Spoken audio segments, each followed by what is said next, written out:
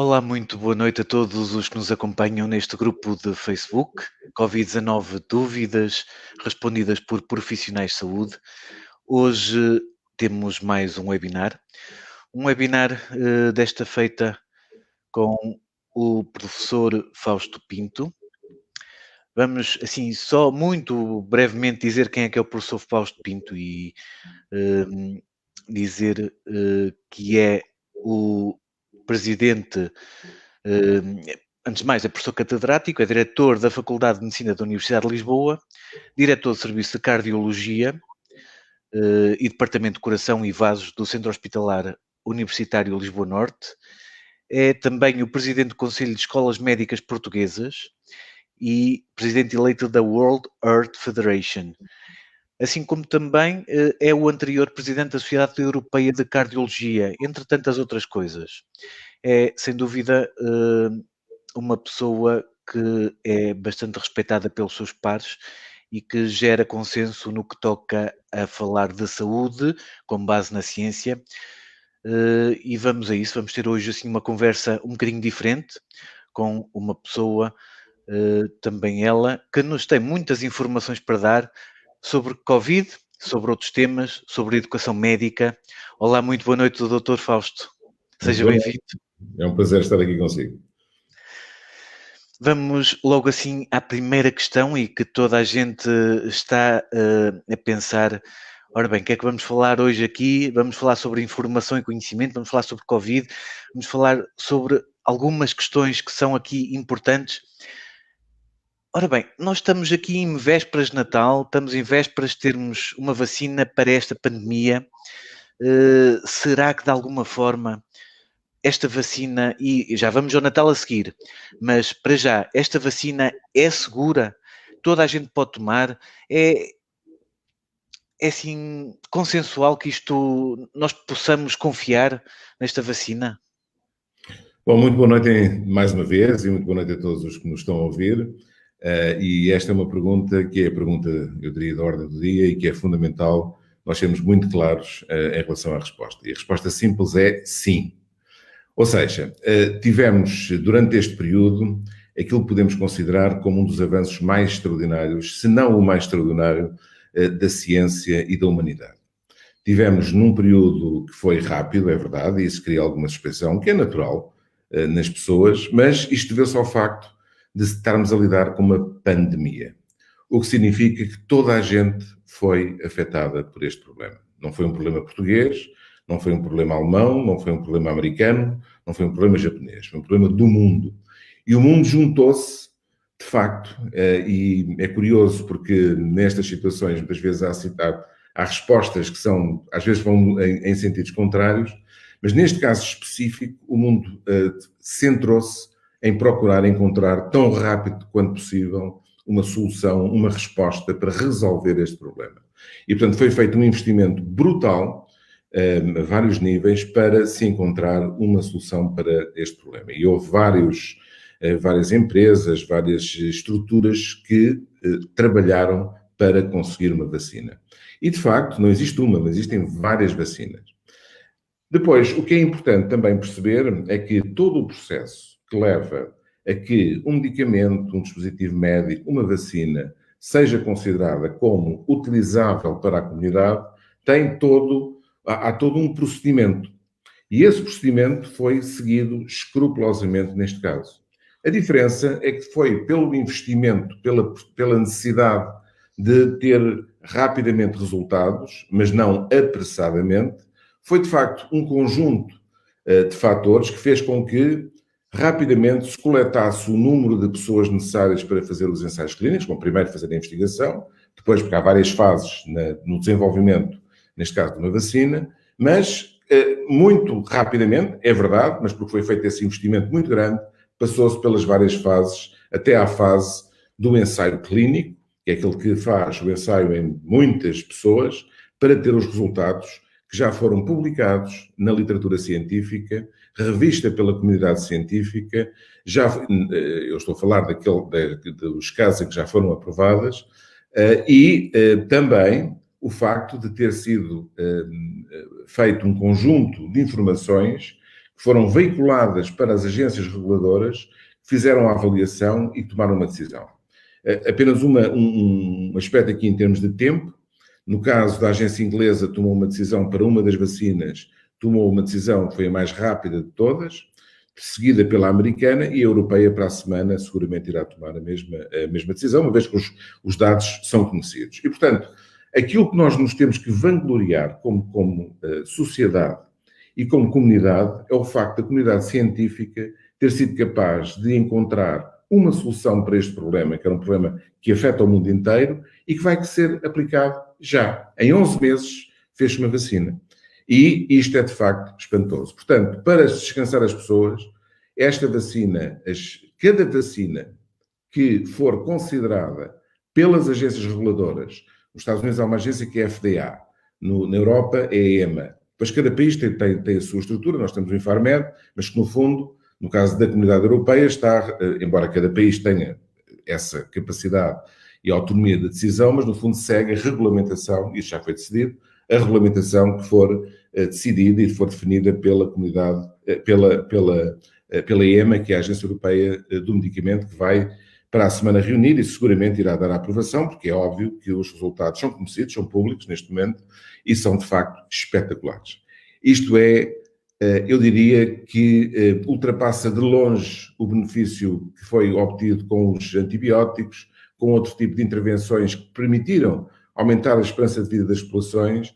Neste caso concreto, temos de facto aquilo que podemos considerar como uma maravilha da ciência que deve ser e tem de ser utilizada por todos. Sem dúvida alguma. E temos que, então, sendo assim, confiar. As pessoas perguntam muitas vezes porque é que normalmente exige a concepção de uma vacina, a concepção de um medicamento exige um processo tão demorado e lento, e como é que desta vez isto foi assim tão rápido? É muito simples. Isto é como precisar de ter dinheiro para um carro e o problema é seu. Portanto, vai ter que ter dinheiro para um carro. E, de repente, se o mundo todo precisa de carros, tem o mundo todo a investir nos carros. E, portanto, vai ter, não umas milhares de carros. E, portanto, o que aconteceu aqui foi exatamente isso. É que foi feito um investimento por todos os países, em particular os países com maior capacidade económica, de forma a que foi, é como pôr o dinheiro num número. Para tão rápido quanto possível, ser possível desenvolver este tipo de técnica, fosse ela qual fosse. Portanto, isto quando começou, ninguém sabia exatamente qual é que ia ser o tipo de solução a adotar. E há múltiplas. Aliás, neste momento, uma das vantagens que temos, e neste momento há uma vacina aprovada, uma segunda que seguramente será aprovada muito em breve, mas há mais de 200 vacinas a ser testadas. Há 6 já em fase muito avançada, 2 delas já uma com aprovação, outra com aprovação está praticamente, e uma terceira que também já está numa fase já com resultados publicados numa fase muito avançada, e, portanto, o que houve aqui foi um investimento do mundo. E repare, se houver neste tipo de tecnologia, se quisermos, havendo um investimento com a dimensão que houve, obviamente que houve os recursos necessários para rapidamente se poder chegar a uma solução, porque esses recursos foram postos à disposição da comunidade científica para poder desenvolver este tipo de tecnologia. Portanto, foi a razão, digamos, a vantagem neste caso de ser uma pandemia, é que toda a gente precisava de uma solução. Portanto, todos investiram para que isto rapidamente pudesse encontrar-se uma solução. Essa é a razão principal, para além, obviamente, que tudo isto acelerou.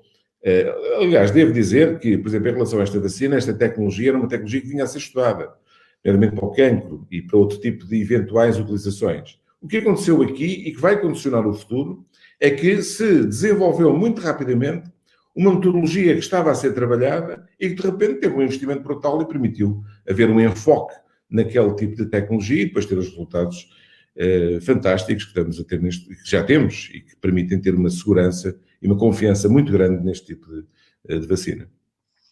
Portanto, escusado será dizer, e estou aqui já a ver uma primeira pergunta, escusado será dizer que assim que estiver disponível e por ordem de prioridades, quando chegar à sua vez, vai tomar a vacina sem qualquer tipo de dúvida. Sem hesitação, aliás, eu frequento as redes sociais e já disseminei essa mensagem. Ainda hoje fiz a listagem do meu departamento, Está a ser feita a coleção das pessoas para serem vacinadas. Como sabem, os profissionais de saúde são os primeiros a ser vacinados por razões óbvias, porque estão, digamos, em contacto direto com este tipo de doentes. E eu serei, assim que chegar a minha vez, serei, sem hesitação, vacinado, tal como, devo dizer, se não a totalidade, a esmagadora maioria dos meus colegas, se não a totalidade. Sim, daí já tenho visto várias pessoas que são completamente pró-vacinas e até pôr o símbolozinho no Facebook a dizer que eu tomo a vacina quando chegar à minha vez. Há também problemas em questão de logística, em questão de prazos, há sempre uma incerteza bastante grande até chegar à imunidade de grupo. Hoje a Ministra da Saúde não conseguia dar uma data, até porque é difícil, não é? Isto não é aqui a receita de bolo de iogurte que nós conseguimos e damos uma data de que conseguimos a imunidade de grupo. Mas como é que conseguimos chegar a uma fase de tranquilidade? Na sua perspectiva, qual é que é essa fase, qual é que é esse tempo de nós termos a dita imunidade de grupo? Bom, em primeiro lugar, esta é a única forma de se poder ter a chamada imunidade de grupo, é com a vacina. De forma natural, isso não era possível, quer dizer, era possível, mas seria um genocídio, não é? Seria uma hecatombe. E, portanto, esta é a única forma de termos imunidade de grupo. Sabemos também que, com experiências já anteriores, que é necessário existir um nível de vacinação ou de imunidade na comunidade na ordem dos 60% a 70%. Portanto, ou seja, temos uma meta, que são os 60% a 70%. Portanto, quando temos uma meta, o que é que nós temos que fazer? Correr para a meta. Portanto, a tática, usando linguagem futebolística, aqui é ser o mais rápido possível a vacinar. Portanto, aquilo que eu e outras pessoas têm dito é que a estratégia aqui, e não está 100% dependente de nós, mas também podemos ser originais nisso, é vacinar maciçamente. Ou seja, neste momento já temos as armas. Aqui há uns tempos não tínhamos. Agora temos. Agora temos as bazucas, os canhões, os que quiserem, os mísseis. Portanto, que é a vacina. Portanto, agora vamos usá-la. E vamos usá-la o mais rápido possível. E o que está a ser feito noutros países é construir, por exemplo, a Alemanha é um bom exemplo disso, estão a construir de raiz múltiplos, mas estamos a falar de centenas, se não milhares, de centros de vacinação. Ou seja, neste momento, o país devia se mobilizar para vacinar o mais rapidamente possível a população, porque obviamente vai levar tempo. E é uma coisa que não se pode vacinar 10 milhões de pessoas assim. E, portanto, aquilo que devia ser, neste momento, o enfoque principal era como é que nós vamos conseguir vacinar o mais rapidamente possível a população portuguesa. E é isto que devia estar na mente, seguramente está, mas ultrapassando, se calhar, alguns preconceitos que possam existir. Por exemplo, eu defendo, e muitos colegas meus defendem, que devemos usar tudo o que pudermos. As farmácias, os estudantes de medicina. Eu devo dizer que nós tivemos uma experiência muito interessante na nossa Faculdade de Medicina, em que vacinámos para a gripe, utilizando os nossos estudantes do 6º ano. Dar uma vacina não tem nada, quer dizer, aprende-se, e então quem está envolvido na área da saúde, muito rapidamente aprende a dar uma vacina. E, havendo a necessária supervisão adequada e o treino adequado, é a coisa mais fácil, o mais importante, aliás, onde é mais crítico, é o transporte e a parte logística para a acomodação, etc. Depois, o administrar é uma coisa fácil de fazer. Quer dizer, a pessoa tem que saber o que está a fazer, obviamente, mas treinando, tal como as pessoas hoje em dia dão injeção de insulina para a diabetes, ou dão injeção para o anticoagulante que têm que fazer, as pessoas não, elas próprias a si próprias. São treinadas. Portanto, isto não tem nada de especial. Isto é a coisa mais simples que existe, desde que seja dado num minuto explicar como é que se faz administra uma vacina, e isto devia ser feito de forma maciça.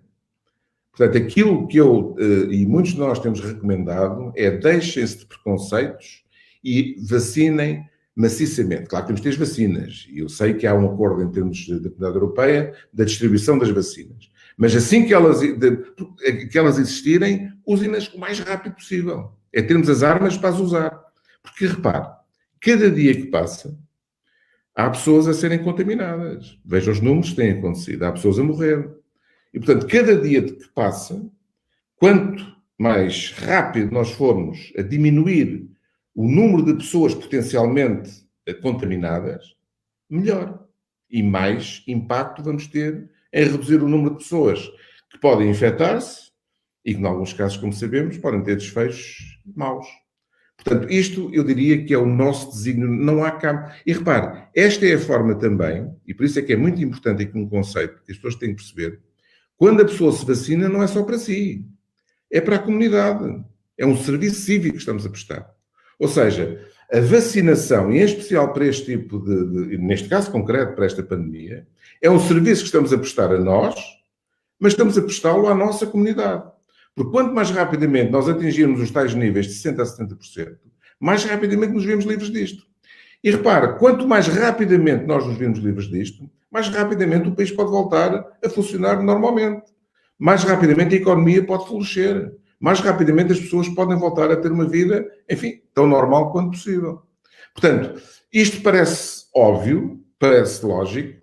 Agora, é importante que se passe, na prática, a tomar as decisões que vão nesse sentido. E depois há aqui uma outra questão, é que, repare, nós temos as armas agora, ou vamos ter, em breve. Mas isto não acaba logo no primeiro ou no segundo dia. E, portanto, este é o momento em que já sabemos que vem auxílio, já sabemos que está a caminho, portanto, já não estamos sozinhos, já sabemos, ou que não vamos ficar ali. Portanto, este é o momento para termos calma, para aguentar. A linguagem de guerra, se quiser, é aguentar a colina. Vamos aguentar aqui porque vem ajuda a caminho. E, portanto, durante este período, e estamos a falar ainda de alguns meses, é importante as pessoas conterem-se o máximo possível. Ou seja, já se fizeram muitos sacrifícios, é verdade. Já houve um conjunto, e todos nós sabemos, e não foi só em Portugal, é no mundo, isto é um problema do mundo. Agora vamos aguentar um bocadinho mais, para não morrer na praia. Este é o momento para termos o máximo cuidado, para aguentarmos agora e prolongar um pouco mais o sacrifício que já foi feito durante estes meses, porque vamos ter a ajuda está a chegar. Portanto, não vamos, e repare, eu diria, dói saber que a ajuda já está e para as pessoas, se calhar, baixarem um bocadinho a guarda ou se descuidarem, acabarem por ser contaminadas e morrerem na praia, que é a expressão que se utiliza. E, portanto, é este aspecto, por um lado, explicar às pessoas a importância que isto tem e que, de facto, estamos neste momento num momento crítico. Este é um momento crítico. Porque é o momento em que vamos começar, dentro de dias, a começar a ter os nossos soldados prontos para ficarem bem. E, portanto, é a altura para as pessoas perceberem que têm que aguentar um pouco mais para depois, então, daqui por uns meses, chegarmos, digamos, a bom porto. E chegarmos a poder voltar a uma vida, enfim, que não será igual seguramente, isso é, enfim, é outra questão, mas pelo menos voltar a ter uma vida tão normal quanto possível. E isto é muito importante, e esta mensagem, esta pedagogia que tem que ser feita junto das pessoas, sem hesitações. Não pode haver hesitações nisto. Porque estamos aqui a falar de vidas. Cada dia que passa, em que as pessoas se continuam a contaminar, estamos com 4, 5 mil pessoas por dia a contaminarem-se. 80 a 90 pessoas a morrerem por dia. Quer dizer, isto não é brincadeira. Portanto, quanto mais rápido nós conseguirmos começar a diminuir este número e defender-nos, mais rapidamente nós vamos sair deste problema. E mais rapidamente o país vai começar a sair deste problema. E nós podíamos ser exemplares. Porque nós temos uma grande vantagem e que se calhar não foi devidamente aproveitada. Tal como outros países têm, como os dinamarqueses, por exemplo. É que nós temos uma parte da nossa fronteira que é costa.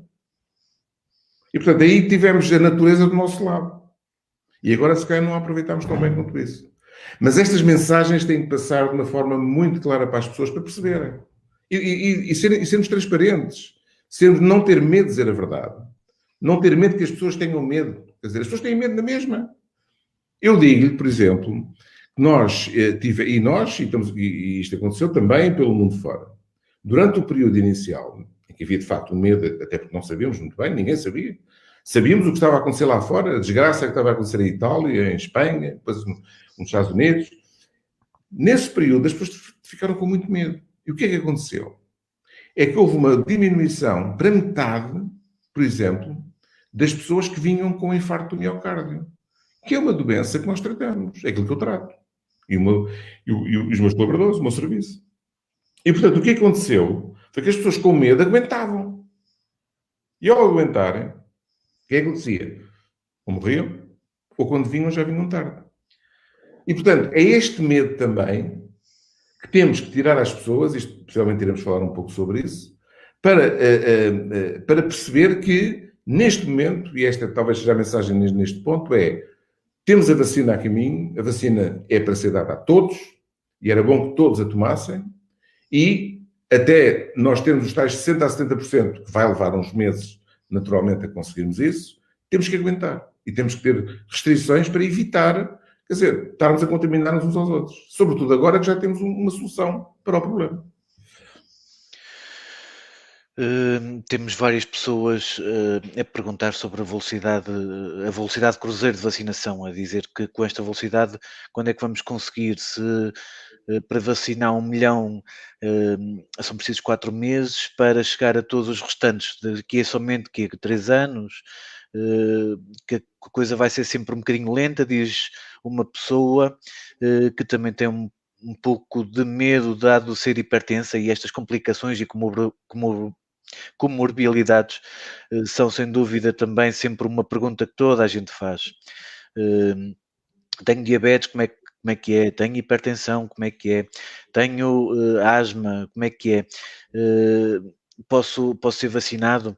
E é importante as pessoas terem a confiança de que realmente continuam a dizer, isto não vai ser por uma pessoa dizer que acredita na ciência, que muitas das pessoas acreditam. Há os verdadeiros negacionistas e que tendem a crescer e que espalhar falsas notícias, a espalhar falsas informações.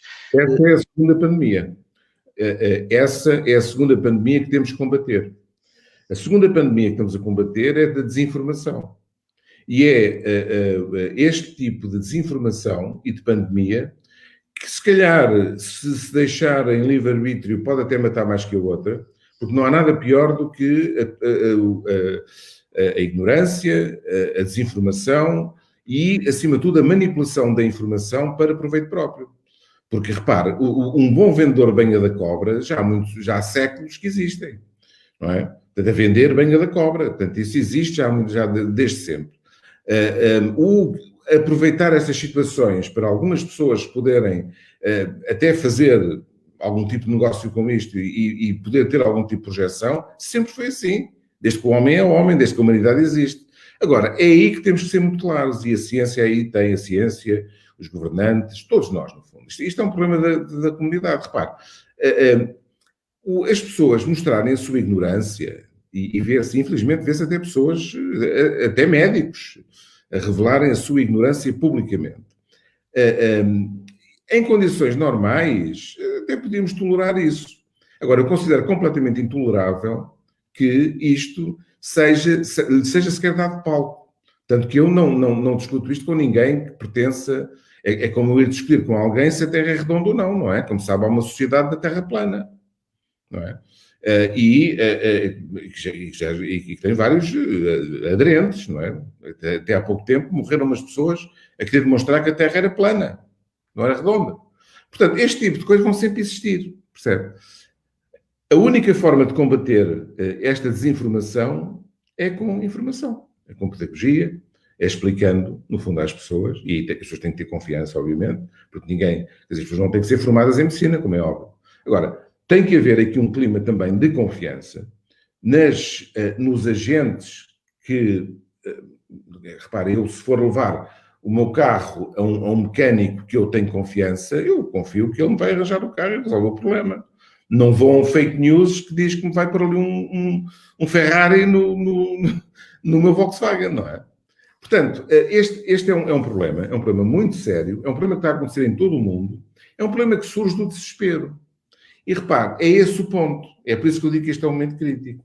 É que neste momento, se há momentos, e que são difíceis, quando não há uma solução para o problema, é difícil. Quando nós estamos a lidar com algo para o qual não temos solução, naquele momento, tem que se utilizar um conjunto de argumentos, um conjunto de, se quiser, de táticas e técnicas para não levar ao desespero. Mas nem toda a gente consegue isso. E o desespero, as pessoas agarram-se a tudo. E estas pessoas vivem disso. Estas pessoas, os negacionistas, os antivacinas, este tipo de gente vive disto. E vão sempre existir. E pululam quando ocorre este tipo de problemas.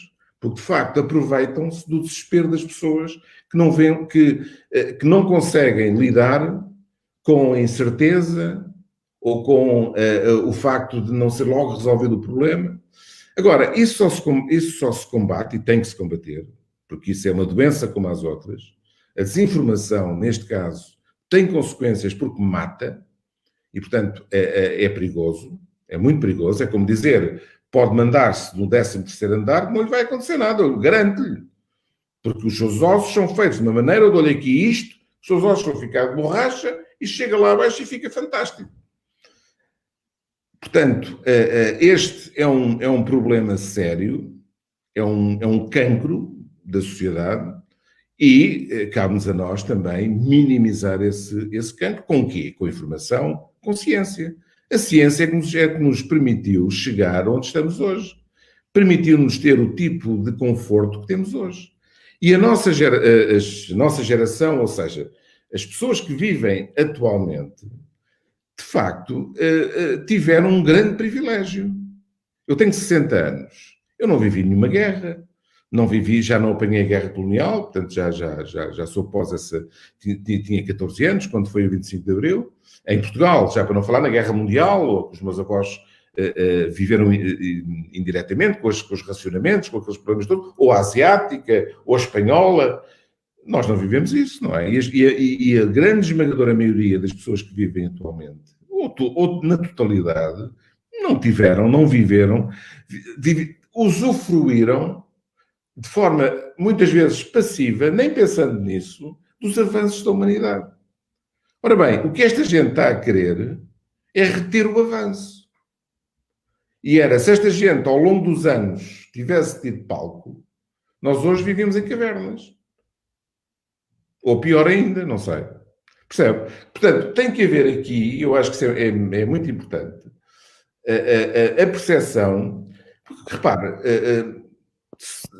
as pessoas poderem... Isto não é uma questão de opinião, porque há coisas que são de opinião, e toda a gente tem direito à sua opinião. E até tem direito a opiniões tontas, todos nós. Agora, não, isto é como no meio da guerra, dizer, levantem-se porque estas balas são de borracha. Não vos vão fazer mal. Eu vos garanto. Percebe? Portanto, é isto que as pessoas têm que ter a percepção. Mas devo dizer que não é fácil. E não é fácil, sobretudo, quando muitas vezes vemos pessoas com responsabilidade hesitarem, estarem titubeantes, e depois, claro, esta gente vai apanhar, às vezes, estas hesitações. Quer dizer, estão a ver? Ele não tem bem a certeza, não tem bem... E, portanto, a comunicação, e o meu amigo sei que tem interesse especial nesta área, é fundamental.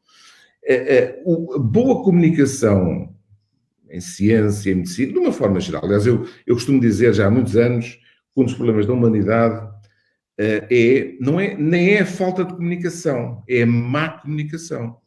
Em inglês é miscommunication, que é o comunicar de forma errada e que muitas vezes é feito de propósito, com objetivos obscuros. E é isso que temos que combater como sociedade. Nós não queremos isso. E temos que combater isso de forma muito frontal e muito direta. E isso cabe a todos nós. A comunicação tem que ser sempre com a mesma mensagem, ou com mensagens sempre muito similares, mas sempre tendo em conta o que é que as outras pessoas estão a assimilar, se não estão, e adaptar a comunicação. Não podemos estar a falar sempre a mesma coisa de forma que as pessoas não compreendam. E para a desinformação, para estas questões todas, temos que mostrar os números. Temos que mostrar os números, por exemplo, de Portugal ter sido um dos piores países da mortalidade infantil quando da natalidade no parto, para um dos melhores. E no parto e pós-parto, logo a seguir, para um dos melhores e ser um país de referência a esse nível, ser um dos países que é mais que teve maior adesão à vacinação, aos planos nacionais de vacinação, e que tem sido um enorme sucesso e que tem repercussões bastante. Quem é que se lembra de pessoas durarem os anos que duram neste momento, não é? E neste momento, em Portugal, vive-se, tem-se uma esperança de média de vida muito elevada, muito também por causa da vacinação.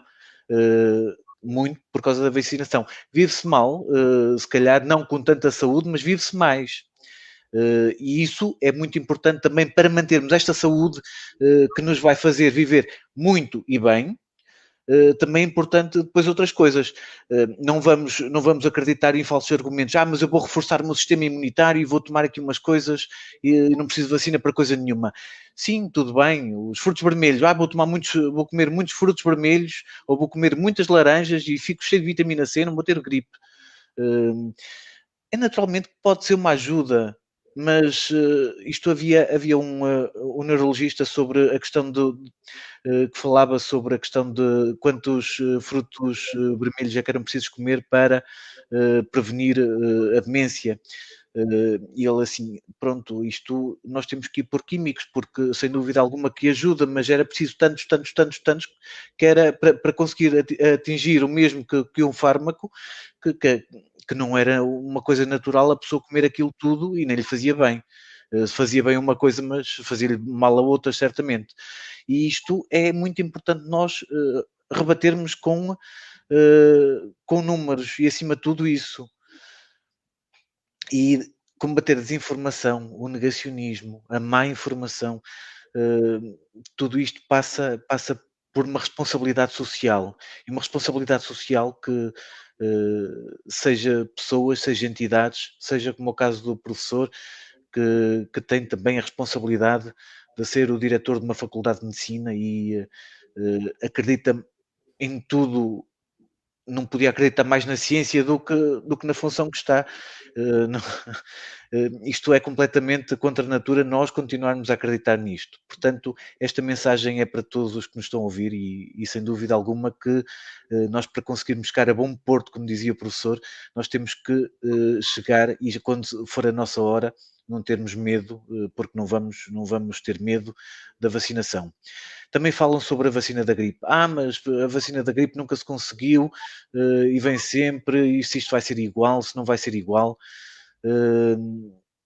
E diz-se que depois isto pode ter mutações e que vai ser preciso andar a tomar muitas vacinas. Qual é que é a sua visão sobre este assunto?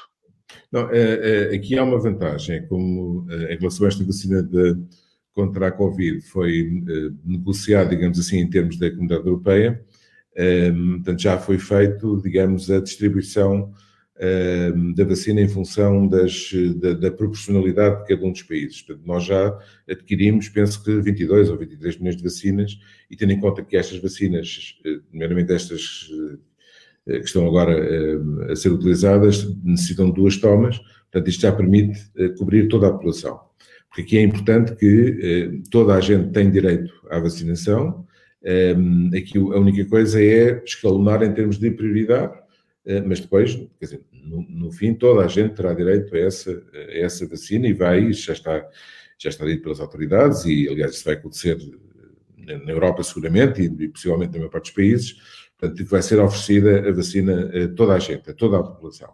Não é obrigatória em Portugal. Há países, hoje estava a ver no Brasil, parece que foi regulamentado que iria ser obrigatório.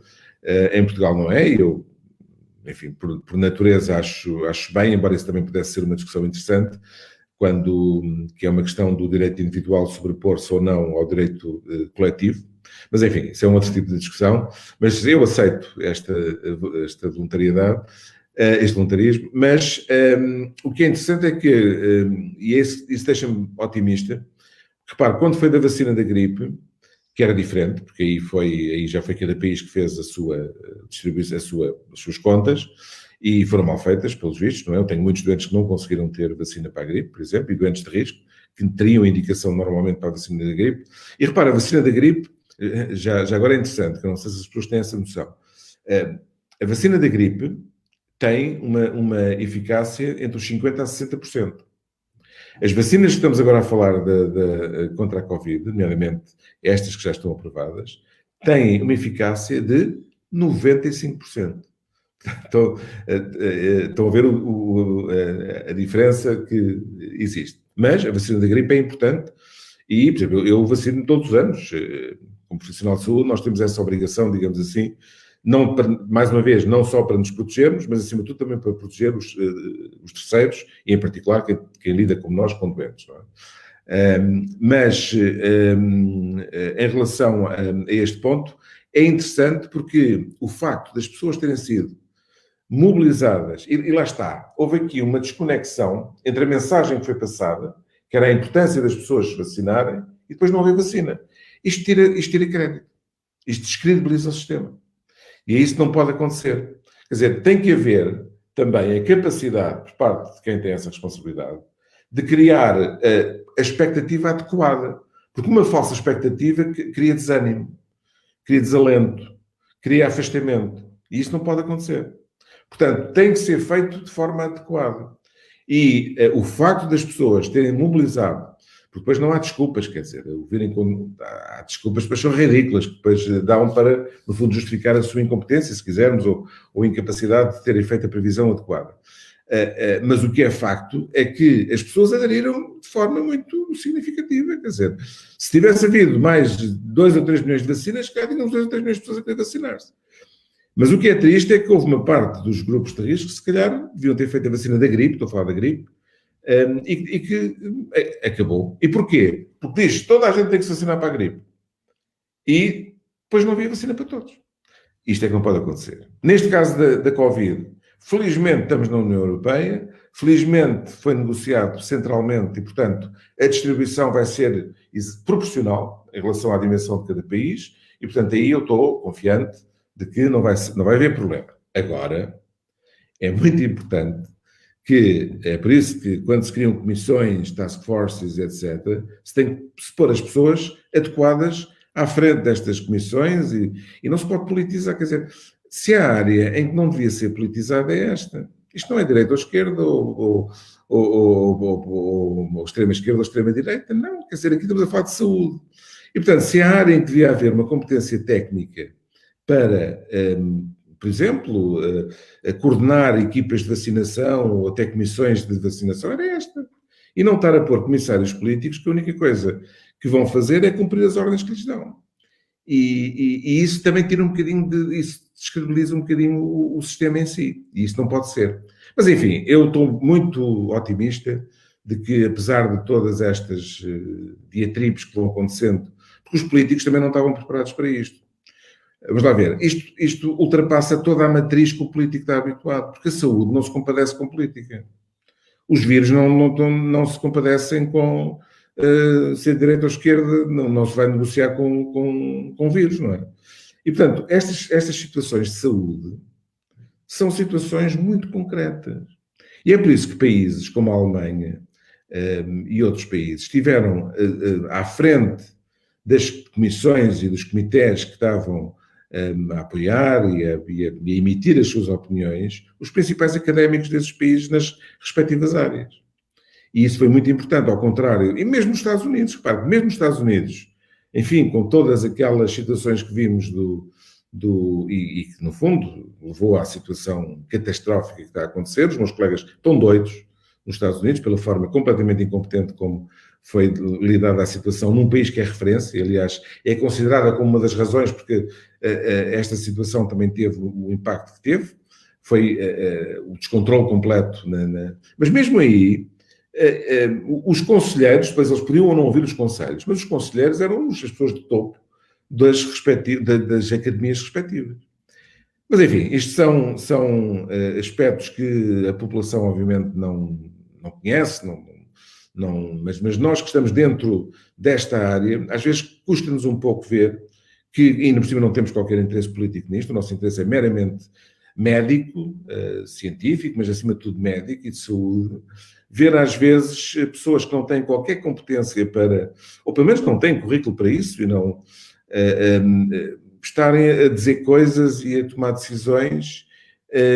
Vemos conselheiros que também muitas vezes não sabemos muito bem quem são essas pessoas, por exemplo, é sintomático, o bastonário dos ordenados médicos dizer que nunca teve um encontro, nunca foi consultado durante este período. Isso, de facto, não é muito agradável.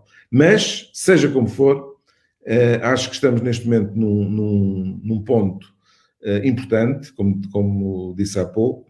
É um momento chave e é um momento que tem que ser muito bem trabalhado, muito bem organizado para conseguirmos, de facto, ultrapassar este problema. Já está a solução, agora é aplicá-la bem.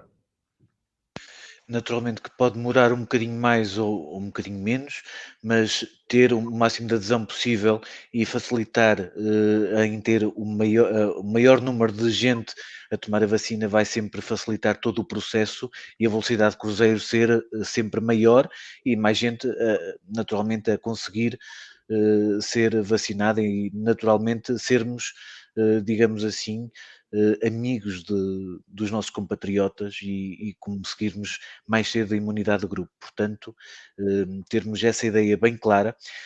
Já agora, assim, só uma questão: quais é que são as complicações que se dizia que talvez não seja tão boa ideia tomar vacina? Claro que isto de forma geral, de forma específica, tem que ser sempre o médico assistente a analisar e a dizer alguma coisa. Bom, em relação a isso, é uma preocupação normal das pessoas. Mas eu costumo dar um exemplo que é um bocadinho extremo, mas para as pessoas perceberem. Imagino que vai num avião com 300 pessoas. Há 300 paraquedas. Nós sabemos que, em média, há um paraquedas em 300 que não abre. O avião vai cair. Naquele momento, vamos estar a questionar não usar o paraquedas porque há um que não vai abrir? O que é que acha? Não é? Portanto, aqui é o seguinte, vão haver reações, repare, vão haver situações em que há pessoas que eventualmente se podem ter... Aliás, as reações são, mesmo aquelas que estão descritas, são, para além de serem raríssimas, são mínimas. Agora, isso é o pequeno preço que um número muito reduzido de pessoas vai pagar por ser vacinado. Versus o oposto, que era a situação que estamos a viver, que é termos a mortalidade que estamos a ter. E não é só a mortalidade, repare. O problema desta infecção não são só as pessoas que morrem, com certeza é o extremo, não é? É o drama extremo, é dramático. Agora, o problema tem a ver com, primeiro, a sobrecarga que representa um número excessivo de pessoas que foram infectadas, portanto, é um número a mais e que vão necessitar de cuidados hospitalares. Dizem, é a minoria, graças a Deus, porque senão estávamos todos já terremoto de 1755, não é? Mas estamos a falar, 80% não têm problemas, cerca de 15%, 10 a 15% têm dificuldade que precisam de ser hospitalizados e à volta de 3 a 5% precisam de ir para os cuidados intensivos. Agora, repare, isto... Quando o número é muito grande, é só fazer as contas. Se temos 6.000 pessoas, veja quanto é que é 5%.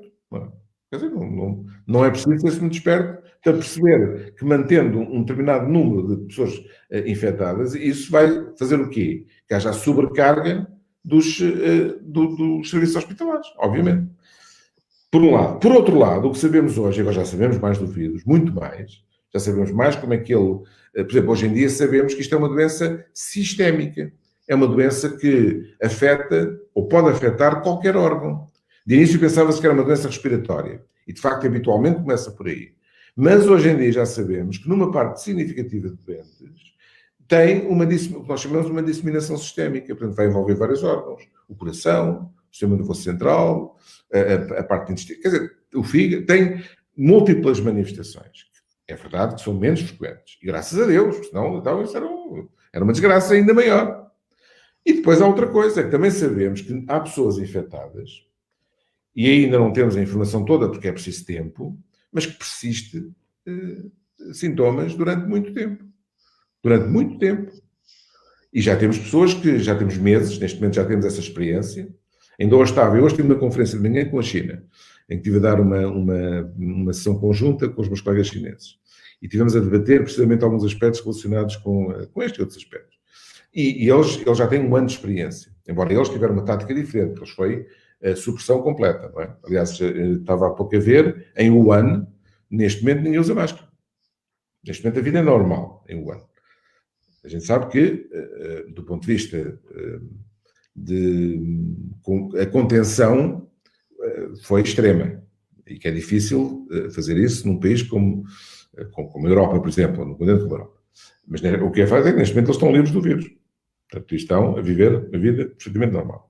Agora, sabemos que as complicações... E é por isso que não era possível fazer uma imunidade natural ou do grupo pela via normal. Porque íamos, para além de matarmos milhões de pessoas, íamos ter depois as consequências da doença. E isso não se fala muito.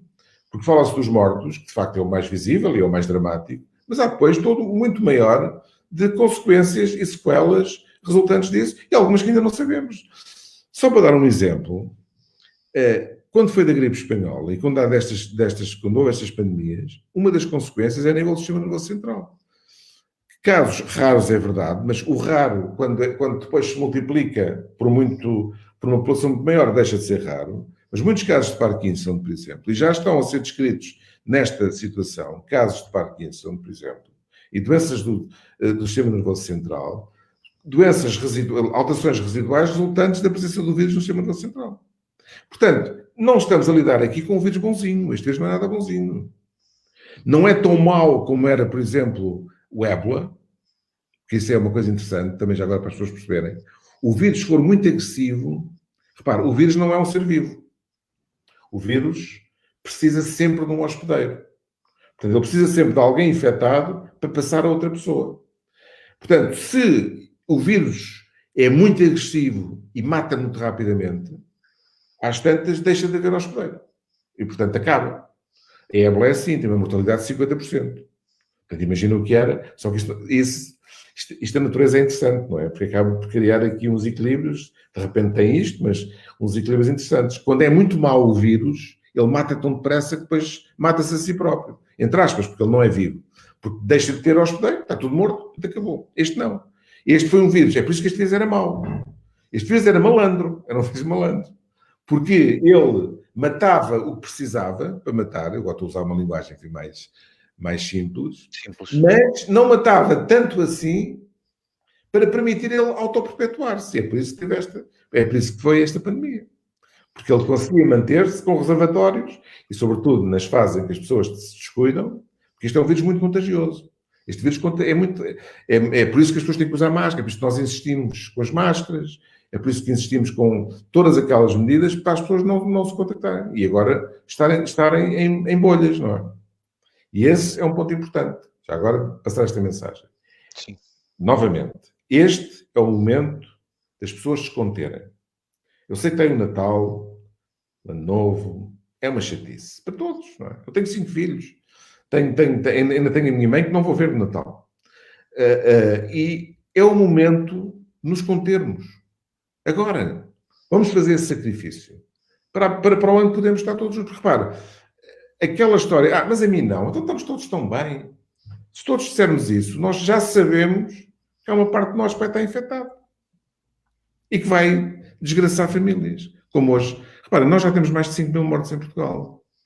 Já há milhares de famílias destroçadas, não é? Portanto, vamos agora aguentar um pouco. Vamos ter calma. Está a vir, os reforços estão a vir. Vamos agora ter calma neste período. As pessoas vão... eu percebo a intenção do Primeiro-Ministro e do Governo de transferir para as famílias no Natal. Porque é difícil, quer dizer, isto não, como é óbvio, não é fácil. Mas, sobretudo, porque lhes foi dada, repara, e foi inteligente do Primeiro-Ministro neste sentido, foi dar a responsabilidade a cada um de nós. As pessoas, sim. Então, no fundo, estamos a dar a responsabilidade, porque se eu matar a minha mãe, quer dizer, é complicado, não é? E a pessoa fica para a vida, não é? Isso já aconteceu, não é? Os 5 mil foram contaminados por alguém, não é?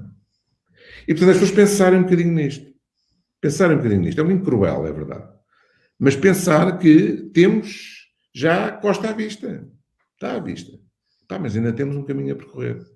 E não vamos apressar-nos para não nos afundarmos, de não vermos os recibos que estão ali à frente e na ânsia de chegarmos, ficarmos ali. Eu acho que é este o ponto em que estamos neste momento. E é esta mensagem, e espero que, enfim, quem nos esteja a ver consiga disseminar para mais, porque este é o momento em que estamos. É tão simples e tão complicado, não é fácil. É que este é que é o drama, é que às vezes as soluções fáceis, reparem, o que é mais fácil do que pedir às pessoas para ficarem em casa agora neste período, não lidarem com não visitarem umas às outras e aguentarem um bocadinho, quer dizer, não se está a pedir nada, não se está a pedir para as pessoas se flagelarem ou fazerem, não, está a saber, fiquem em casa. Não convivam agora, durante estes próximos meses. Antigamente tinham que ir para a guerra, não é? Agora só pedem para ficar em casa. É o mundo que temos. Tinha uma senhora que dizia, uma senhora holandesa que eu conheci, que dizia, não percebo esta gente, hoje é uma senhora judia, e que disse, eu da Segunda Guerra eu passei 3 anos fechada numa cave.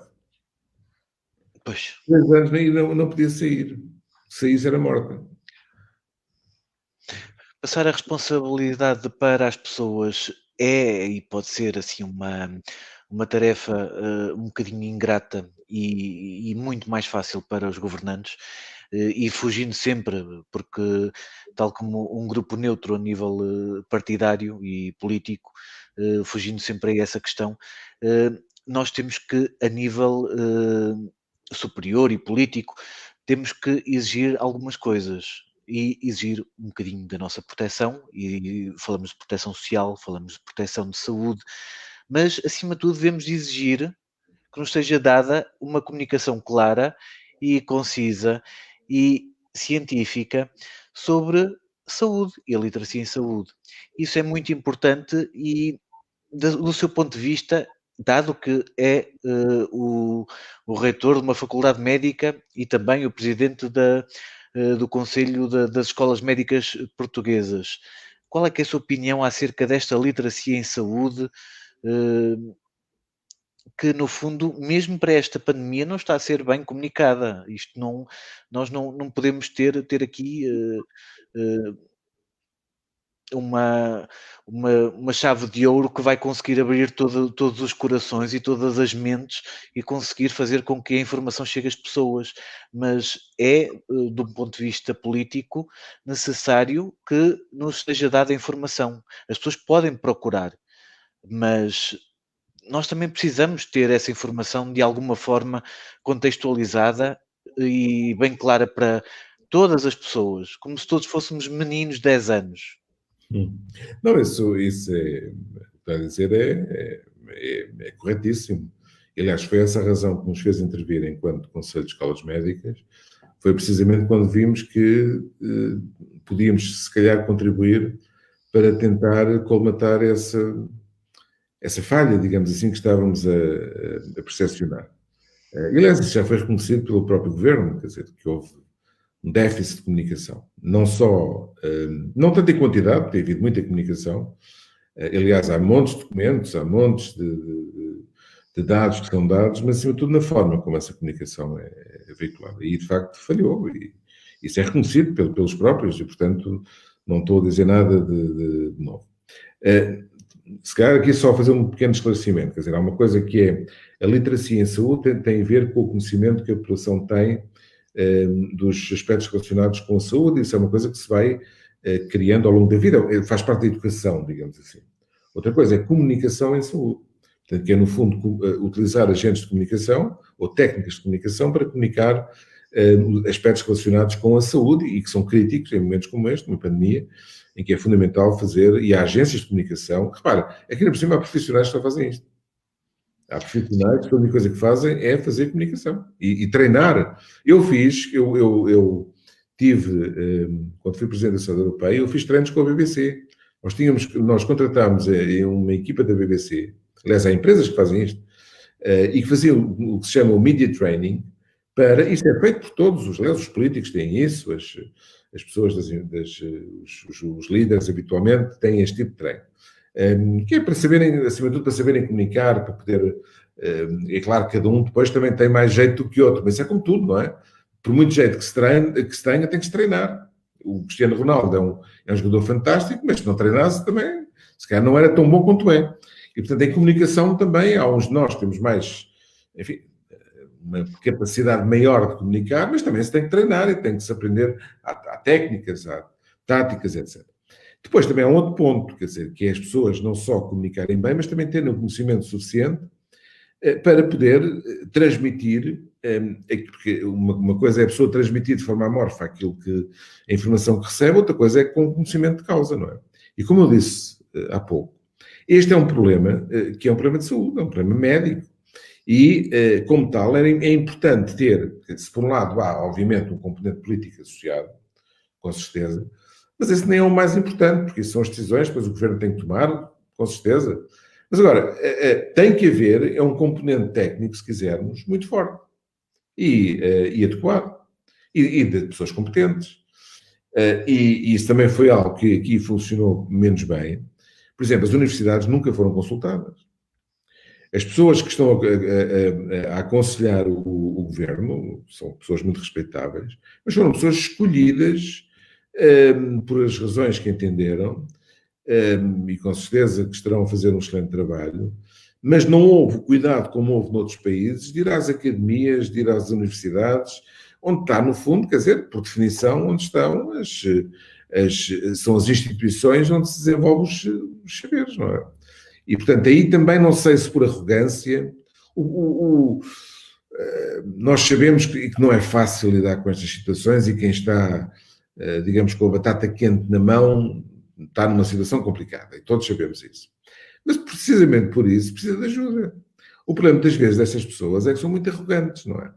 E a falta de humildade intelectual, muitas vezes nós vemos em algum tipo destas pessoas, depois traduz-se neste tipo de alguma falta de humildade. Porque um outro aspecto que também eu procuro muito, e digo isto aos meus alunos, aos meus internos, quer dizer, nós temos de ser suficientemente humildes para aprender com os outros, para ver o que é que os outros fizeram em condições iguais e adaptarmos isso e aprender. Quer dizer, não precisamos deixar que somos iluminados. Não há iluminados. Quer dizer, isto resulta de um trabalho de fundo. E isso devia ser devidamente valorizado e devidamente feito. E às vezes falha um bocadinho aqui enfim, algumas das pessoas que têm a responsabilidade, sobretudo, é um bocadinho complicado, porque às vezes as pessoas têm mais responsabilidade que laudicam nesse tipo de atitudes. Mas pronto, mas estamos, apesar de tudo, num momento, como digo, em que eu estou convicto que passamos o pior, mas só não passaremos pior se formos capazes agora de aguentar estes meses que vêm. Eu devo dizer, muito sinceramente, que estou com algum receio que possa haver alguma ligeireza nestas próximas 2 semanas, que depois a fatura se vai pagar no princípio do ano. E, portanto, é por isso que era importante todos, e o que disse há bocado é verdade, não há uma pessoa, 2 ou 3, somos todos nós, que temos de ser agentes de disseminação, de divulgação, não só pelo exemplo, mas também de passar esta mensagem, que não é responsabilizar, e é verdade que às tantas estava-se talvez a usar isso um bocadinho como bode expiatório, não é? E é fácil a gente responsabilizar terceiros e depois dizer, pois, eles é que não fizeram, porque eu até disse que devia ser feito assim. Mas eu acho que quando falta alguma autoridade, temos que ser nós próprios a tomar isso nas nossas mãos. E é isso também que define a capacidade de um país poder superar mais ou menos facilmente. E também tem a ver, enfim, com múltiplos aspectos da tal literacia, da tal capacidade que nós, como comunidade, quer dizer, nós, no fundo, somos parte da comunidade, não é? Quer dizer, o que é que nós vamos conseguir, enquanto comunidade, fazer para que isto corra bem. E repare, não é por falta, muitas vezes, de informação. É mais a forma como essa informação é veiculada e depois também a parte perversa, que é estes grupos que falávamos há pouco, que eu confesso que me deixa, às vezes ainda me surpreende um pouco, embora conheça muito bem isto, mas ainda me surpreende, de facto, a capacidade das pessoas acreditarem no vendedor da banha da cobra. Isso é uma coisa que, e como médico também, também ainda me consegue surpreender às vezes, sobretudo pessoas, enfim, já com alguma literacia ou com alguma capacidade de compreensão, como se deixam levar pelo vendedor da banha da cobra, porque há muitos, não é? Sempre houve e vão continuar a haver. Mas, por favor, não sigam o vendedor da banha da cobra, que esse leva-vos ao abismo, quando muito. Às vezes é uma contra-informação que não beneficia ninguém. Muitas das vezes é para os beneficiar diretamente, mas outras das vezes é só para ter seguidores e quase como seitas e de informação que Claro.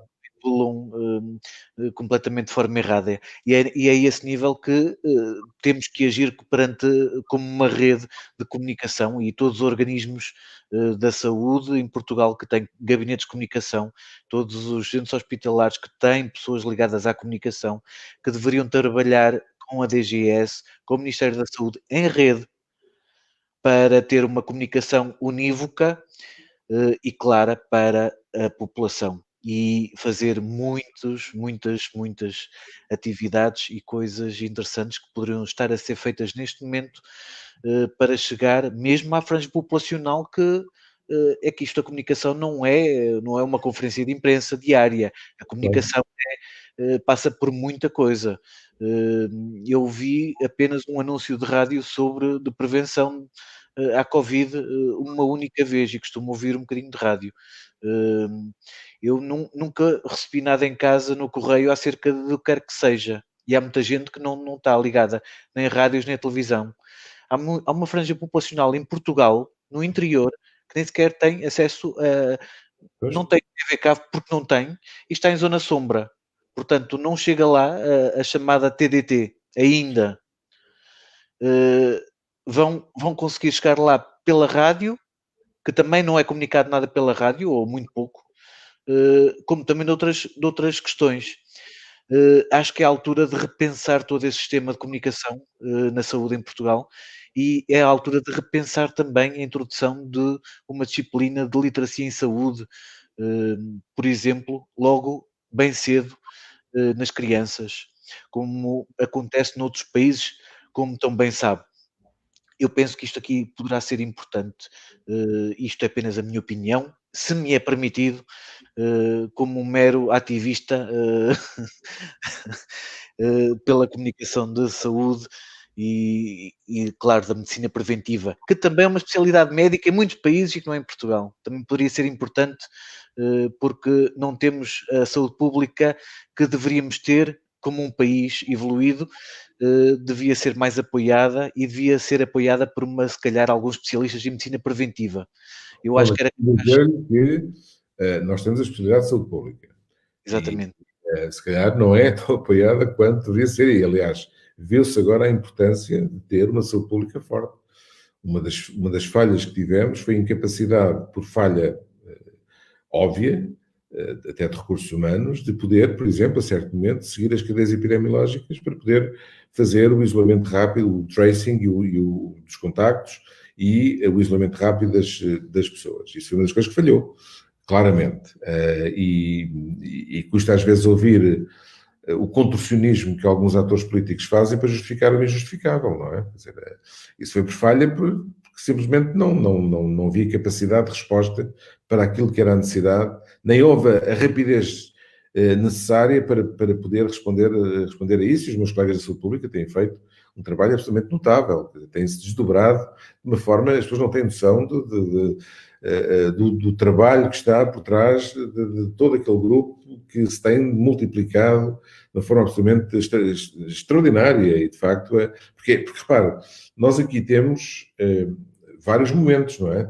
Se formos para cima, nós temos a montante na parte da prevenção e depois vai caminhando até a identificação dos contactos, depois o estabelecimento das cadeias epidemiológicas e só depois é que entra então o tal grupo que vai necessitar de cuidados hospitalares e que vai necessitar de cuidados mais... Mas quer dizer, há todo um processo atrás que envolve muita gente e que, de facto, e isso é um facto objetivo, e foi uma das falhas que tivemos, foi a capacidade do terreno de poder ter uma capacidade de resposta ativa às necessidades nomeadamente a identificação de cadeias epidemiológicas, que isso não existiu.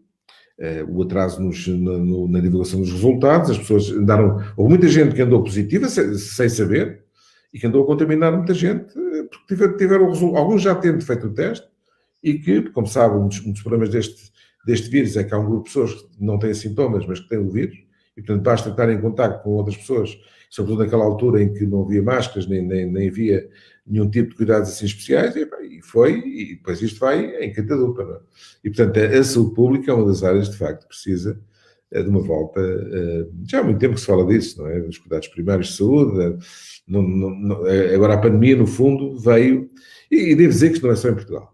Já agora, sejamos justos, eu tenho acompanhado isto, tenho participado em várias reuniões com os meus colegas por esse mundo fora, e não há problema só português. Agora, claro, a gente sente em casa mais aquilo que é o nosso problema de casa, não é?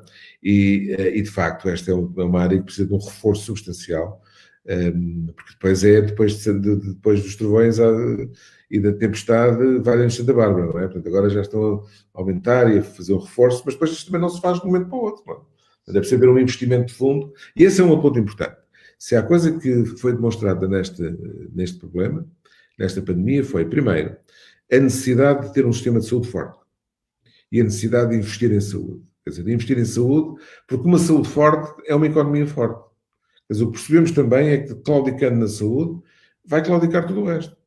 Sobretudo em situações com esta dimensão. Claro que isto não acontece todos os dias, mas quando acontece, temos de estar preparados, não é? Isto é como ter um avião, que se vai em velocidade de cruzeiro, tudo bem, mas se há uma tempestade, tem que estar preparado para responder à tempestade. E, portanto, esse foi um dos ensinamentos. Temos que ter uma saúde forte. Temos que atuar de forma a que tenhamos resposta adequada. E depois, o apoio à ciência. Quer dizer, saúde e ciência, que no fundo estão ligadas entre si, do ponto de vista da sociedade, as pessoas perceberem que necessitam destas áreas para não terem depois não só as situações em si, mas as consequências e a forma como as consequências depois vão resultar, o impacto que vão ter no funcionamento da sociedade como tal. E, portanto, esta é uma área, e isto tem sido dito múltiplas vezes, seguramente que se vai refletir, esperemos. Também há aqui um problema, as pessoas esquecem rapidamente. E é a própria natureza que funciona, as más notícias, as pessoas habitualmente têm tendência mais tarde a esquecer, não é?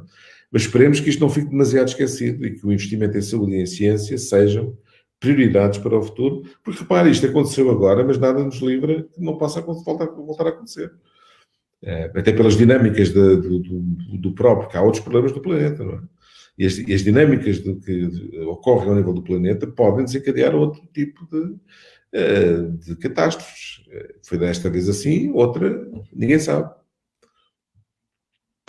Sim, sem dúvida alguma. Agora, voltando à questão que já falamos sobre o Natal, como é que encaramos isto aqui como uma presença, como é que é dizer? Falamos de bolhas. O que é para si um Natal seguro? Ou que possa ser seguro perante uma família? Vamos lá ver uma coisa. Ninguém pode garantir nada, não é? Agora, aquilo que eu penso que deve ser a mensagem é que nesta fase é uma fase para sacrifício. E tem que ser isto às pessoas. E, portanto, aquilo que é um Natal seguro é os núcleos familiares ficarem como tal. Repare, não é por as pessoas passarem um jantar ou um almoço que vai, e se calhar alguém poderá achar que estou a ser demasiado frio, mas que isso vai alterar substancialmente a dinâmica familiar. Quer dizer, no fundo estamos a falar de um almoço ou de um jantar. Pode estragar tudo, não é? As pessoas podem comunicar por telemóvel, por iPad, como nós estamos agora a comunicar, para ver, como eu tenho feito com pessoas da minha família, etc. Portanto, este Natal é para porque repare, as bolhas, se muitas bolhas começam a contactar umas com as outras, são várias bolhas e as bolhas das bolhas, quer dizer, às tantas, é muito difícil e pode criar-se uma situação muito complicada. E, portanto, as pessoas perceberem que é, no fundo, por amor, que estão a sacrificar-se. Quer dizer, o sacrifício que fizerem é por amor aos seus e, no fundo, a todos nós, não é? Portanto, é um bocadinho isto que deve estar presente em todos nós. Quer dizer, não vamos estar a estragar agora isto. Ainda por cima, como digo, tendo o auxílio a chegar, não é? Que vamos agora para passar um jantar, ou passar um almoço, ou trocar umas prendas. E vai haver, claro que a maior parte não vai ter problema, mas ele não sabe quem é. Isto é a mesma coisa do que ter um saco com 100 repousados. Não é? E eu dizer, olha, tem aqui este saco, tem aqui 100 repousados. 3 vão matá-lo. 10 vão pô-lo com um tubo metido nos cuidados intensivos. Outros 10 vão levá-lo para o hospital. Depois há mais 10 que vão lhe dar uma dor de barriga, um bocadinho de febre. E depois há 50 que não lhes vão fazer problema nenhum. O meu amigo ia lá tirar algum repoussado. Eu não ia. Não é? Mas a gente não sabe. A gente sabe que a maior parte deles até não causam problema. Mas vamos arriscar. Portanto, é um bocadinho isto que as pessoas têm que perceber. O governo, eu percebo que não teve... Enfim, eu acho que não são decisões fáceis. Mas, por exemplo, a Alemanha e a Holanda fecharam. Por simplesmente, não é? Tem um lockdown agora até... Eu teria sido mais assertivo na forma como passaria a mensagem. Mas não sou eu que governo. Mas acho que é importante passar esta mensagem. Aguentem um pouco. Não um jantar, um almoço. Todos nós temos família. Como disse, eu tenho 5 filhos, tenho uma filha em Inglaterra que lá vai ficar e vamos falar. Vamos dizer, não é isso que vai diminuir o meu amor por ela ou o amor dela por mim, não é? E, portanto, acho que é... E eu tenho receio disso, sinceramente. Tenho receio que possa haver aquela sensação de que... Não, isto não... Porque é o velho problema, não é? Que é... Estou a ver o comentário que passaram aí agora de fundo.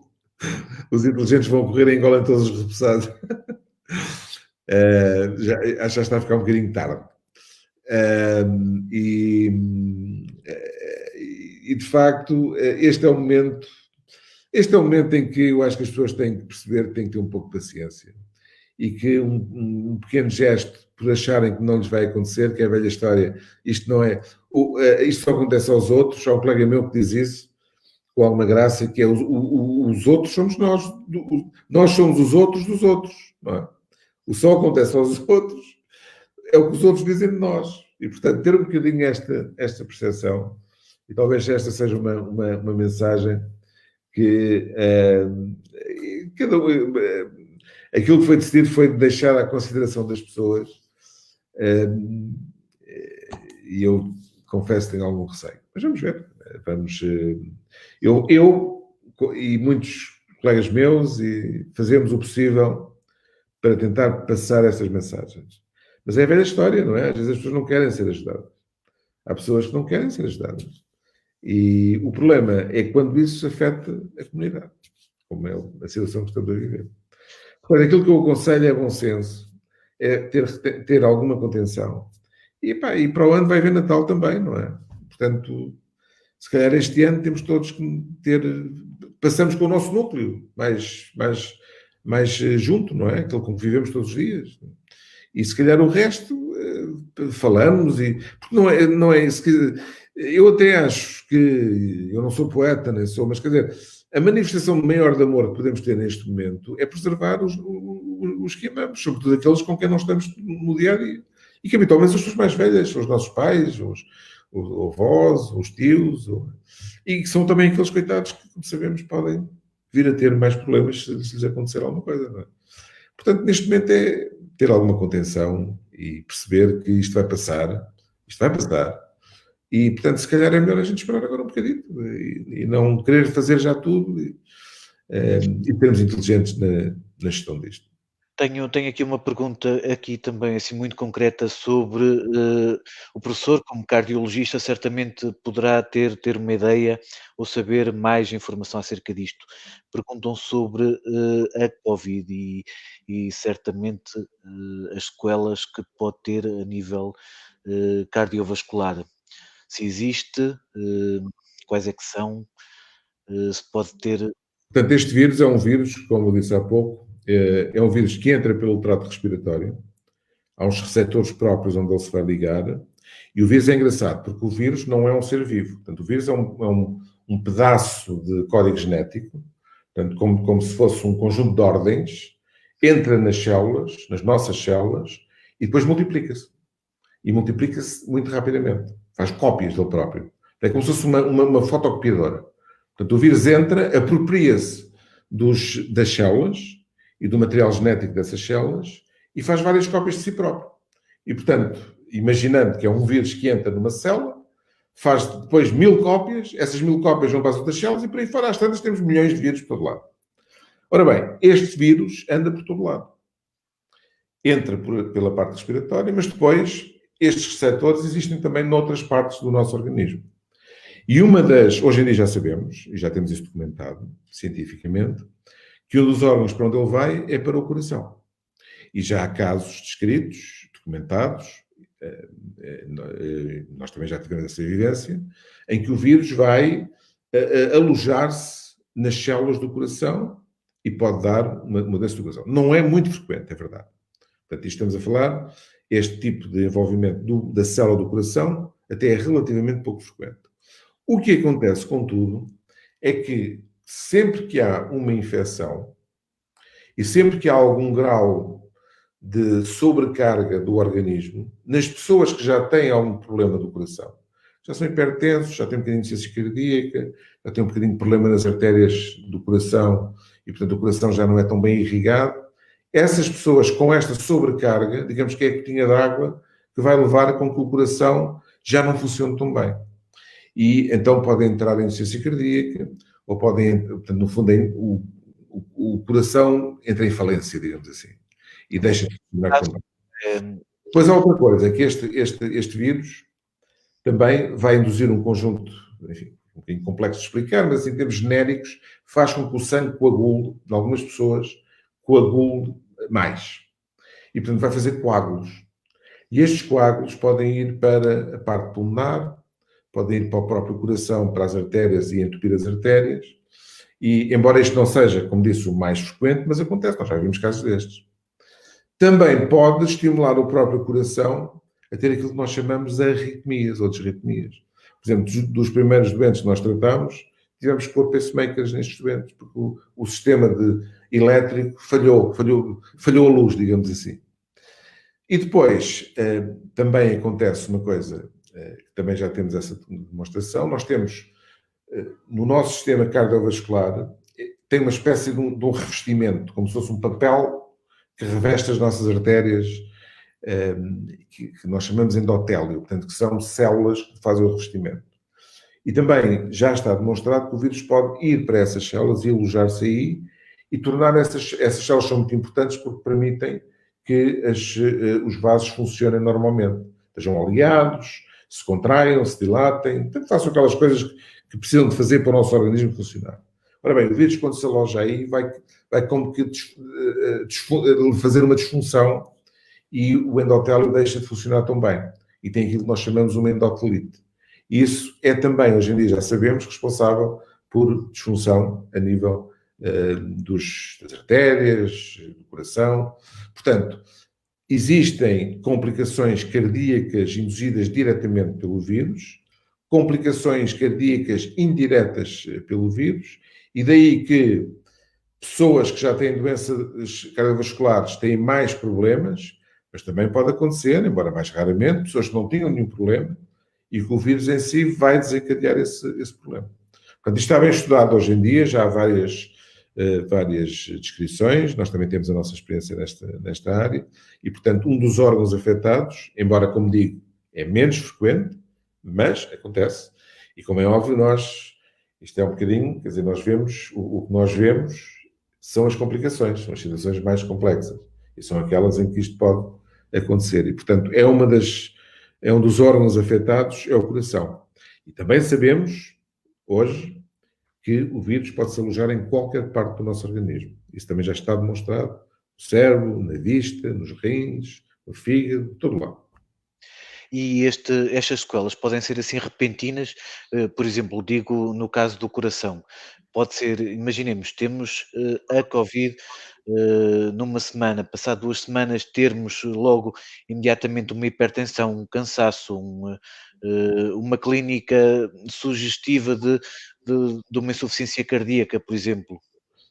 O que acontece normalmente é que as complicações, este tipo de manifestações surgem, em regra, até uma semana, 10 dias.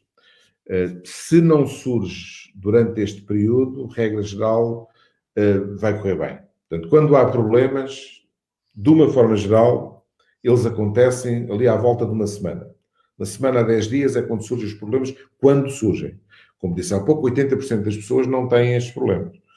80% das pessoas infectadas não têm estes problemas. O problema são as outras. E nessas outras, quando têm problemas, regra geral, manifestam-se à volta de uma semana a 10 dias, quando começam então a ter problemas. E aí, então, é quando podem surgir as complicações respiratórias, a pneumonia aliás, foi a primeira descrição, era a pneumonia, que é uma pneumonia feia, as pessoas que desenvolvem esse tipo de pneumonia, ou as alterações a nível do coração, ou as alterações a nível do sistema nervoso, ou ter uma infecção generalizada. Isso, regra geral, ocorre ali pela semana, 10 dias. Daí que é aquele período crítico. Se a pessoa desenvolve, habitualmente começa com um quadro febril, que não cede, a febre não cede, pode ter tosse, pode ter fadiga, e depois começar com falta de ar, ou começar com outro tipo de manifestações. Portanto, quando passa aquele período, regra geral, significa que é raro haver complicações mais tarde. Depois o que acontece é que se a pessoa tem complicações nesse período, habitualmente essas complicações são arrastadas. E esse é um dos problemas. É o facto de quando a pessoa essas pessoas têm problemas, o problema não desaparece assim tão rapidamente. São internamentos prolongados. Portanto, os doentes que têm que ser internados, regra geral, embora há exceções, como é óbvio, mas regra geral são internamentos relativamente prolongados. E sobretudo aqueles mais graves. Por exemplo, os doentes que precisam de pôr o tal tubo para serem ventilados são doentes que podem estar ventilados 2, 3 semanas. E depois há sequelas também resultantes disso, ou acima de tudo a recuperação depois disso. E depois o que sabemos também é uma coisa que se chama long COVID, que são pessoas que 2, 3, 4, 5, 6 meses depois, já há experiência disso, ainda mantêm um cansaço, ainda não se conseguem concentrar, ainda têm dificuldade às vezes até da visão, e ainda tem uma tossícula persistente. Há a questão do olfato e do paladar, que também é envolvimento a nível do sistema nervoso, que faz com que as terminações nervosas fiquem como que adormecidas durante bastante tempo. É por isso que, obviamente, quando se olha para a mortalidade, é o mais óbvio, não é? Mas há depois todo um conjunto de alterações que persistem e que são muito incómodas. É por isso que esta é uma infecção que nós queremos evitar e queremos prevenir. E daí ter sido a esmagadora maioria de nós, da área médica, temos sido sempre muito a favor de uma atitude mais agressiva para que as pessoas não se infectassem.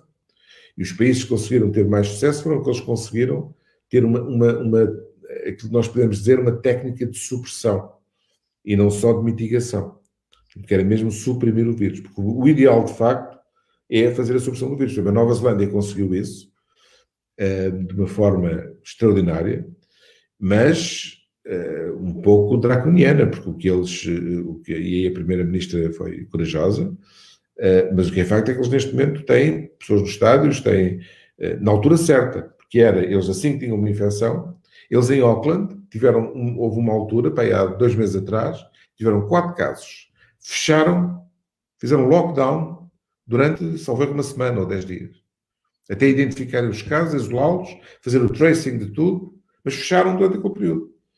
Tiveram a capacidade de pagar às pessoas e se calhar outra estrutura que permite ter um outro tipo de planeamento, se quisermos.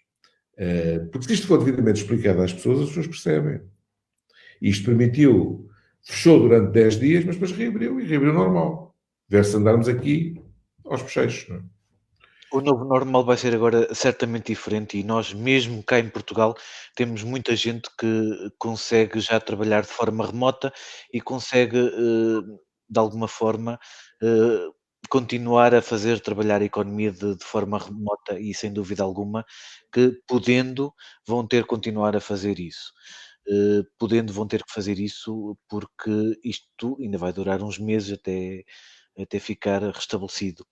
E este novo normal não é só na forma de trabalhar, é na forma de nós lidarmos com as pessoas, é na forma de como nos transportamos, do que visitamos, da falta de turismo, e nós somos muito dependentes do turismo. A nível económico é, sem dúvida, vai ter que ser. Nós precisamos neste momento de medidas para apoiar o trabalho remoto e, sem dúvida alguma, transformar tudo o que pode ser em trabalho remoto para, de alguma forma, também não andarmos, deixarmos este risco de contágio ser o mínimo possível.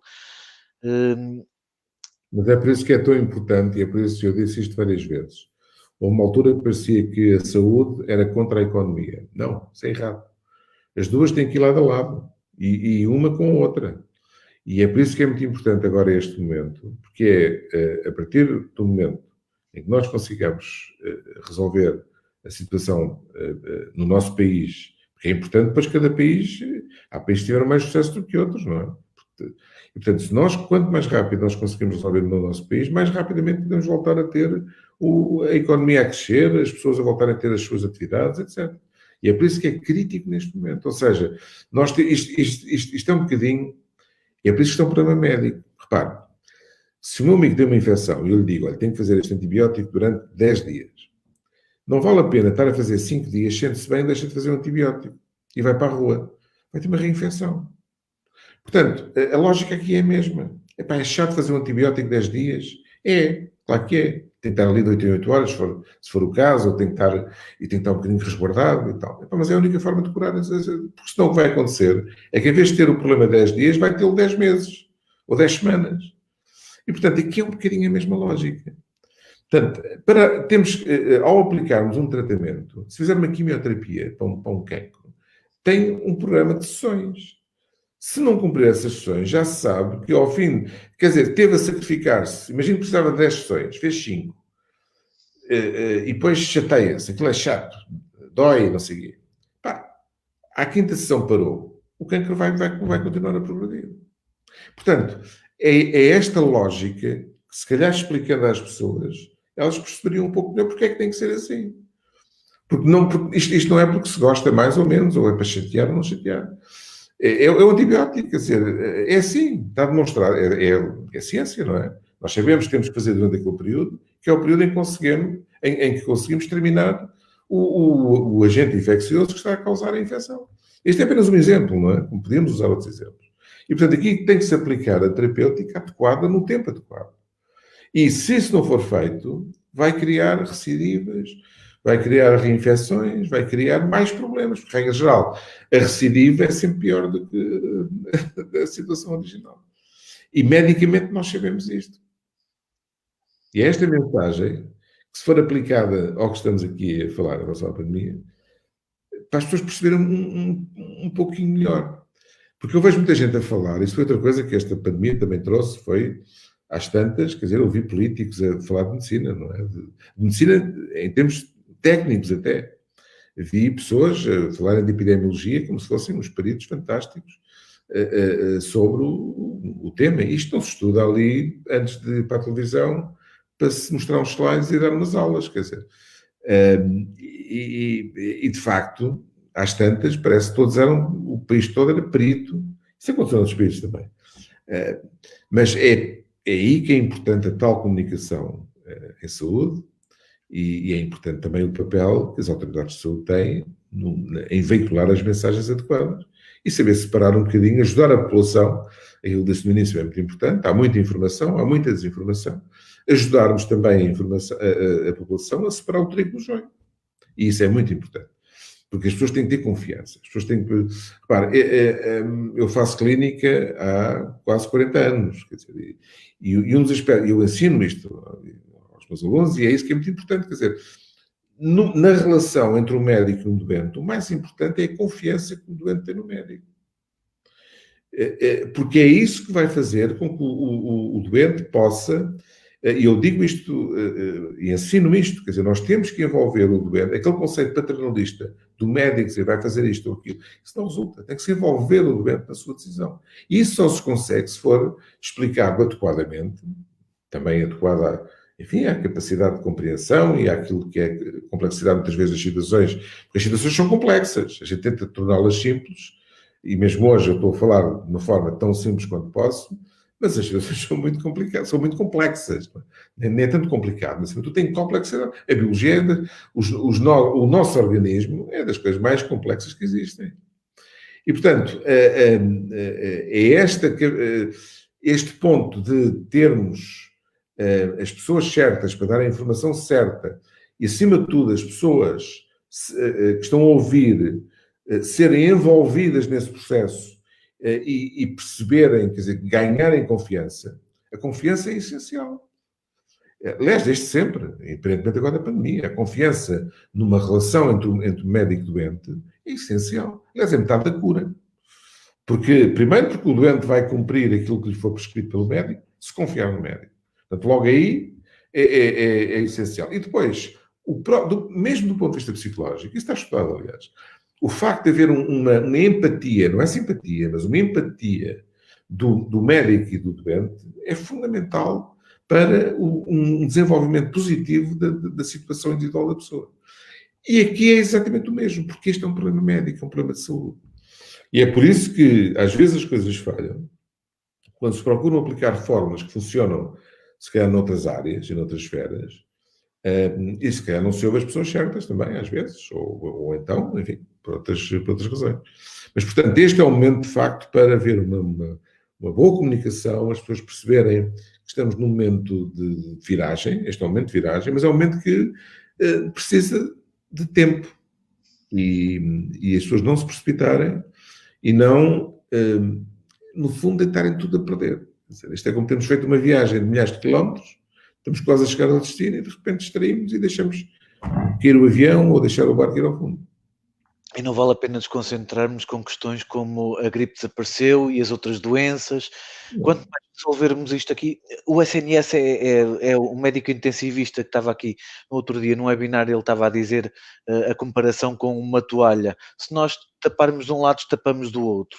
Agora, nós temos que realmente fazer esta adesão em massa para conseguirmos que a toalha sirva para tudo e conseguirmos de uma vez por todas chegar e tratar das outras doenças que estão por aí e que não acabaram. Também é importante, atenção, e isso foi uma coisa que também nós pugnámos sempre, e, aliás, isso está escrito, temos comunicados escritos e tudo, é que era importante, e também não houve, não no princípio era óbvio que era um pouco a expectativa, mas é muito importante perceber que, e isso agora está a funcionar bastante melhor, que era, quer dizer, as doenças não desapareceram, as outras doenças continuam aí. O que desapareceu e diminuiu, como eu dizia há pouco, foi as pessoas virem aos hospitais com medo. Mas elas estavam doentes na mesma. E muitas morreram em casa. Ou tiveram problemas que vieram mais tarde. Isso aconteceu em todo o mundo. Isto não foi um problema português. Aconteceu em todo o mundo. Aliás, há N artigos neste momento sobre isso, e em Portugal também, que mostram isso. E, portanto, aquilo que é importante, e já agora dizer uma coisa, nós devemos falar no Sistema Nacional de Saúde. Aliás, deixe-me dizer aqui uma coisa. O governo é do país e o Ministério da Saúde é da Saúde de Portugal, não é do Serviço Nacional de Saúde. E às vezes parece que há ali alguma confusão. Portanto, nós temos o que devemos pensar é no Sistema Nacional de Saúde e não apenas no Serviço Nacional de Saúde. O Serviço Nacional de Saúde é muito importante, com certeza, mas há mais do que isso. E, portanto, e acima de tudo, numa altura destas, tem que se usar todos os recursos disponíveis. E não deve ser por preconceito ideológico que se deve descurar um sistema versus o outro. Agora, independentemente do que se possa pensar, quer dizer, é termos... Isto é a mesma coisa do que termos os aviões disponíveis e não os usarmos porque são de uma marca que a gente não gosta. Ou temos preconceito porque vem de um sítio que a gente não gosta. Isso não está certo, sobretudo em alturas em que precisamos de tudo, não é? E precisamos de todos. E, além disso, quem tem a tutela tem tutela de tudo, não tem tutela só de uma parte. Só por preconceito ideológico é que a pessoa só pensa, é como eu gostar mais de um filho do que do outro. Quer dizer, são todos meus filhos. Não é? E, portanto, eu tenho a obrigação para com todos. Não vou agora estar só a tomar conta de um, não é? E, portanto, isso também é um ponto importante e que, às vezes, parece que falha um bocadinho. Ok. Vou-lhe dar agora a última palavra, porque já estamos aqui com... Bem, já há um bom tempo, já uma hora e meia, mais de uma hora e meia. Deixar uma última mensagem à sua criatividade, uma mensagem final a todas as pessoas que nos estão a ouvir, que são muitas, e desde já agradeço a todas elas, continuam a fazer muitas perguntas, não conseguimos responder a todas elas como gostaríamos, mas sem dúvida alguma que estaríamos aqui 5, 6 horas, 7 horas, iria ser muito difícil. Portanto, deixo assim uma mensagem final para que certamente tem muitas e tem muitas das suas mensagens têm vindo à baila nos últimos tempos e sempre com o bem público acima de tudo. A minha mensagem é muito simples, é uma mensagem de esperança, em primeiro lugar. Nós estamos a viver um problema complicado, mas que temos a solução à vista. E, portanto, neste momento, o principal que nos temos de concentrar é passar esta fase que não vai acabar já hoje nem amanhã, mas está ao nosso alcance. Agora temos sim a luz ao fundo do túnel e não é um comboio, é a mesma luz. Mas ainda há um caminho a percorrer. E, portanto, há duas mensagens que eu queria deixar.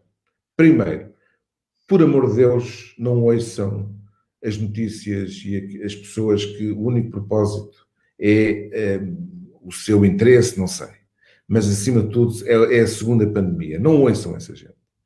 Vacinem-se, façam aquilo que nós vamos fazer, todos os cientistas, todos os médicos, toda a gente que sabe como tudo isto foi feito, avaliou isto, e tenham confiança na ciência. É a ciência que nos fez chegar onde estamos hoje. Fez a esperança de vida onde estamos hoje. Podemos estar mais tempo com os nossos filhos, com os nossos pais, com os nossos netos. Acreditem na ciência, porque é a ciência sempre que venceu. E, portanto, vacinem-se. E, em segundo lugar, nesta fase em que estamos quase a conseguir ultrapassar isto, contenham-se um pouco.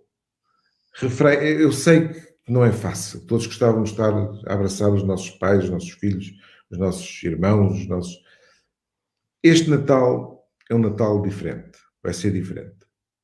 Para o ano vai haver Natal. Vamos estar todos outra vez. Mas para estarmos todos outra vez no próximo Natal, vamos ter que sacrificar um pouco este período. E é isso que neste momento se exige a todos nós. E fazê-lo por amor. Fazê-lo porque estamos todos empenhados em passar esta barreira. É uma barreira difícil. Já muitos ficaram no caminho. Houve muitos que não puderam chegar aqui. Só em Portugal já morreram mais de 5.000 pessoas por causa disto. Não teriam morrido estas pessoas se não tivessem sido contaminadas por isto. É como uma pessoa que vai num avião. Reparem, as pessoas que vão num avião, há muitas delas que são hipertensos, são diabéticos, são insuficientes cardíacos, mas eles esperam chegar ao seu destino. Se o avião cair, morrem todos. E morrem de quê? Porque o avião caiu. Portanto, aquilo que temos que fazer neste momento é conter-nos um pouco neste Natal, sacrificarmos um pouco. É um sacrifício, todos sabemos isso, mas fazê-lo por todos. Por cada um de nós, mas acima de tudo pela comunidade. Portugal é um país fantástico. Vamos continuar a ser um país fantástico. Temos pessoas fantásticas. E, portanto, vamos preservar-nos uns aos outros. Vamos vacinar-nos e daqui para um ano vamos cá estar todos a celebrar o Natal. Podemos agarrar-nos, beijar-nos, abraçar-nos, tocar-nos, fazermos então aquilo que gostamos de fazer. Por cima, nós que somos daqueles países que gostamos de manifestar as nossas emoções. Mas agora não. Esperem um pouco. E vão ver que isto vai resultar. Nós vamos vencer isto. Eu estou em crer que sim também. Agradeço ao Dr. Fausto por ter vindo, por ter aceito este meu convite e por estar cá a esclarecer questões pertinentes, atuais, que mudam a nossa vida. E agradeço a todos que estão aí desse lado. Podem pôr aí nos comentários aí no final o que é que gostariam de ouvir a seguir. Vamos ter mais webinars, com certeza absoluta. Façam favor de me ajudarem a escolher novos temas, novos convidados, novas pessoas.